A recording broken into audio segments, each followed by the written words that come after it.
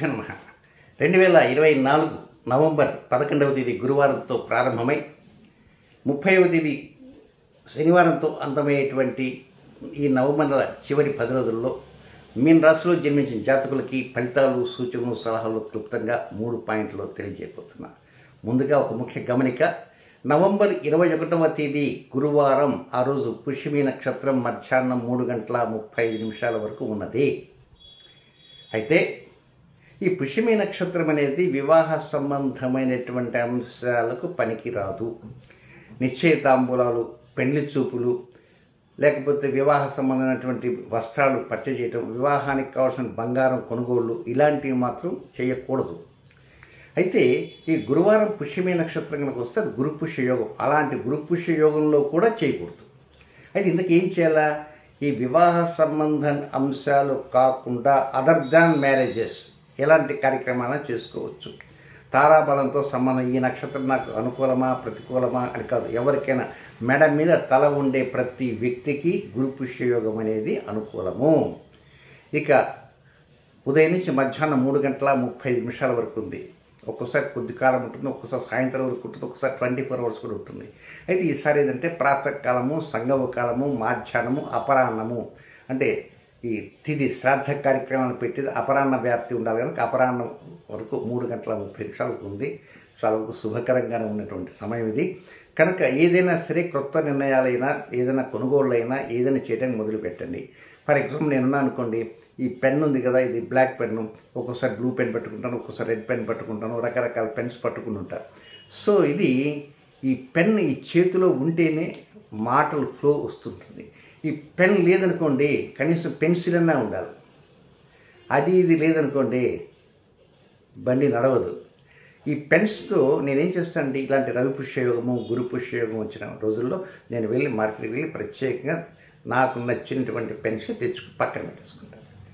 ఆ పెన్తోనే మిగతా కార్యక్రమాలు, జాతకాలు రాయటం తప్ప పంచాంగం రాయటం కానీ ఏవైనా వాటితో చేస్తుంటా. అలాగే మీకు నచ్చినటువంటి ఏవైనా ముఖ్య వస్తువులు, నాట్ ఓన్లీ పెన్స్, కొన్ని పేపర్స్ కూడా, ఎన్వెలప్స్ ఇట్లాంటివన్నీ తెచ్చుకుంటాను, స్టేషనరీకి సంబంధించినటువంటివన్నీ కూడా.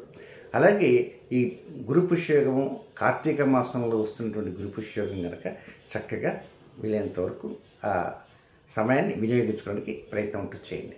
ఇక నెక్స్ట్ నవంబర్ 28, అది కూడా గురువారమే. ఆ రోజు స్వాతి నక్షత్రంతో కూడినట్టు మరొక యోగం ఉంది. అది కూడా కార్తీక మాసంలో వస్తున్నట్టుంది. ఆ యోగంలో ఏం చేయాలి అంటే, ఇదైతే 2 నిమిషాలు పట్టింది చెప్పడానికి, అది దాదాపు 12 నిమిషాలు పడుతుంది. అయితే మీరు డెవలప్మెంట్స్ కానీ, కెరీర్ డెవలప్మెంట్ కానీ, వృద్ధిలోకి రావడానికి కానీ, ఉద్యోగంలో కానీ, వ్యాపారంలో కానీ, లేకపోతే ₹4 సంపాదించడం కానీ, ఏదైనా మనకు భగవతి యొక్క అనుగ్రహం కలగాలి. అలాంటి భగవతి అనుగ్రహం కలగాలంటే ఆ దేవతామూర్తి ప్రార్థన చేయాలి. ఆ ప్రార్థన ఎందుకోసం చేయాలా, అసలు ఏంటి, కథ ఏంటి, కమామిషం ఏంటి అనేటువంటిది చాలా సవిస్తరంగా డీటెయిల్డ్గా అది ఆ యోగం కూడా నేను తెలియజేస్తాను. అది ఆ వీడియో రేపు అందిస్తాను. అంటే ఇది రాశి ఫలితాలు రెండవ రోజు ఇస్తాను. తప్పకుండా ఆ వీడియో కూడా చూసి డెవలప్మెంట్స్కి ఇది పునాది రాళ్ళు కనుక పునాది రాయి వేయడానికి ప్రయత్నం చేయండి. ఇక నెక్స్ట్ ఫలితాలకు వెళ్దాం. నవంబర్ 21వ తేదీ ఉదయం దగ్గర నుంచి నవంబర్ 21 ఉదయం నుంచి 22వ తేదీ సాయంత్రం 5:10 వరకు, ఓన్లీ 2 days సంతాన విషయాలపై ఎక్కువ శ్రద్ధ చూపండి. ఉద్యోగంలోన అనుకూలం ఉన్నా ప్రతికూలం ఉన్నా పక్కన పెట్టండి. వివాహంలోన అనుకూలం ఉన్నా ప్రతికూలం ఉన్నా పక్కన పెట్టండి. ఆఫీస్ వ్యవహారాలు పక్కన పెట్టండి. వాహన వ్యవహారాలు పక్కన పెట్టండి. బట్ ఈ సమయంలో మాత్రం there are some problematic issues, particularly children. వాళ్ళ వివాహ విషయాలు కావచ్చు, వారి ఆరోగ్య విషయాలు కావచ్చు, వారి ఉద్యోగ విషయాలు కావచ్చు, లేక వారి యొక్క మనోభావాలు కావచ్చు. వారు ఒక్కోసారి చెప్పితే మీరు పట్టించుకోకపోవచ్చు, లేదా మీరు చెప్పినా వారు వినకపోవచ్చు.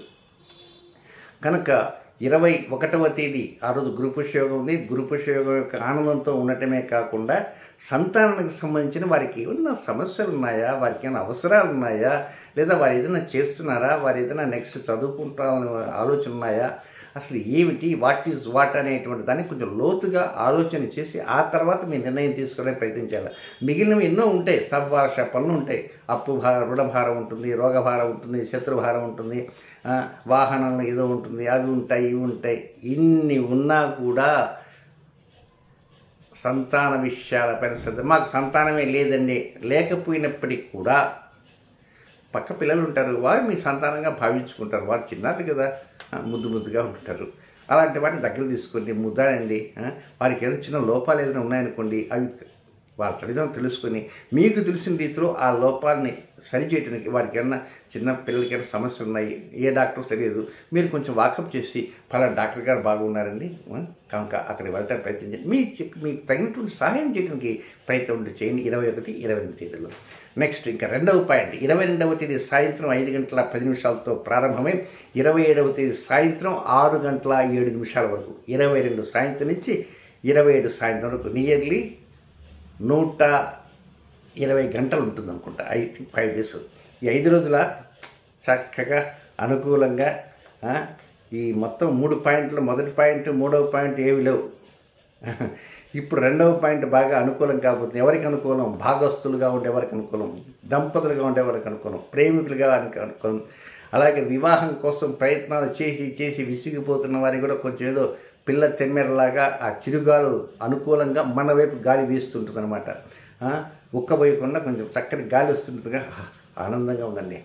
అమ్మాయ కరెంట్ లేదు, ఈ గాలి వచ్చిందని కనుక ఆ విధంగా ఒక మంచి పిల్ల తెమ్మెరలాగా వస్తుంటుంది. ఎవరికిది? అందరికీ కాదండి, వివాహం కానటువంటి వారికి, అవివాహితులకు మాత్రమే వారికి అనుకూలంగా ఉంటుంది, ప్రేమికులకు అనుకూలంగా ఉంటుంది. దీనికి తోడు అనారోగ్యంగా ఉండేటువంటి వారికి కూడా కొంత ఆరోగ్యవంతమైనటువంటి మాటలు వినపడతాయి. డాక్టర్ గారు చెప్పిన రిపోర్ట్స్ చక్కగా ఉంటుంది.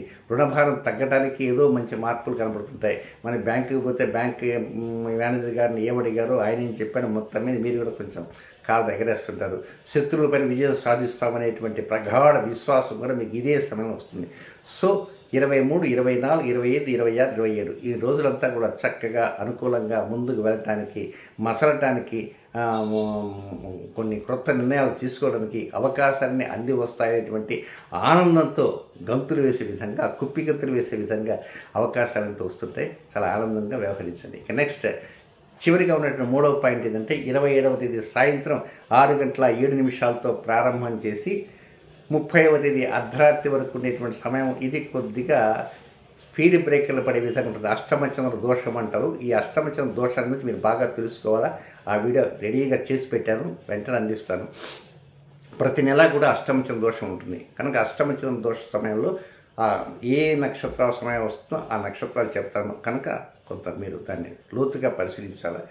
ఈ సమయంలో ఒక్కోసారి ఆఫీసు పోతూ కీస్ మర్చిపోవచ్చు, లేదా కొన్ని ముఖ్యమైనటువంటి మతివరపాలు కావచ్చు, లేదా ఒక్కోసారి రిజర్వేషన్ చేసిన బస్ క్యాన్సిల్ కావచ్చు, లేదా మనం ఏదైనా ప్రారంభం చేసినా అవి అట్టర్ బ్లాక్ కావచ్చు, రన్నింగ్ అవుతున్నది టగానే ఆగిపోవచ్చు, ఏదో ఒక చిన్న ప్రాబ్లం వచ్చేసి ఆగచ్చు. కనుక ఈ అష్టమచంద్ర దోషం మాదర్చ దోషం. అన్ని దోషాల కన్నా తీవ్రవాది దేవుడి దోషం ప్రతి వ్యక్తికి ఉంటుంది, ప్రతి నెల ఉంటుంది. ఎప్పుడో రేర్గా ఒక్కోసారి 2 నెలలు కూడా వస్తుంటుంది. కనుక ఈ అష్టమచంద్ర దోషం వచ్చింది అంటే మాత్రం మనం అలర్ట్ అయిపోవాలి. దీంతోపాటు నెక్స్ట్ మరొకటి ఏంటంటే మీ తండ్రి గారితో కొంచెం జాగ్రత్తగా మాట్లాడటం. ఆయన పెద్దవారుగా ఉండొచ్చు, వృద్ధులుగా ఉండేవారు ఉండొచ్చు. ఏదైనా వారికి మనస్సుకి ఆహ్లాదంగా ఉండే విధంగా, వారి మనస్సు నొప్పించకుండా మీ యొక్క ప్రవర్తన సరళి ఉండాలనే రీతిలో మీరు ప్రయత్నం చేయండి. సో ఏదేమైనా కొంచెం మూడవ పాయింట్ మాత్రం కొంచెం అనుకూలం కాదు, ఏదో ఉంటుంది. కొంచెం షేర్ మార్కెట్ మీద దృష్టి ఉంచే వాళ్ళు మాత్రం హాయిగా రెస్ట్ తీసుకోవడానికి ప్రయత్నం చేయండి.